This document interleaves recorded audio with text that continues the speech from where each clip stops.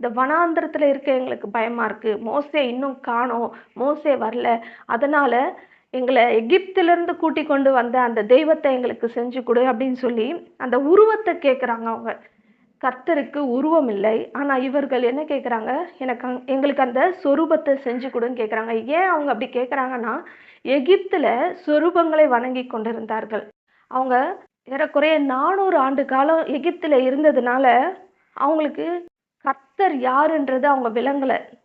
ஏன்னா எகிப்தின் ஜனங்கள் ஒரு சிலையை வழிபட்டுக் கொண்டிருக்கிறார்கள். ஒரு சொரூபத்தை தான் கடவுளாக நினைத்து வழிபட்டுக் கொண்டிருக்கிறார்கள். அதனால இவங்க என்ன நினைச்சுட்டாங்க, கடவுள்னா ஒரு சொரூபத்துல தான் இருக்கணும். அது இருந்தா தான் நமக்கு தெய்வம். அதுதான் கடவுள் அப்படின்னு சொல்லி இவங்க நினைச்சிட்டு இருக்காங்க. அதனால அந்த காரியங்களை இவங்களால மறக்க முடியல. இந்த குரல் வருதே வானத்திலிருந்து, அதுதான் கடவுள். நம்மள இவ்வளோ தூரம் வழிநடத்திட்டு வந்தாரே, அவர்தான் கர்த்தர். இவ்ளோ அதிசயங்கள செஞ்சாரே, அவர்தான் கர்த்தர்ன்னு அவங்களால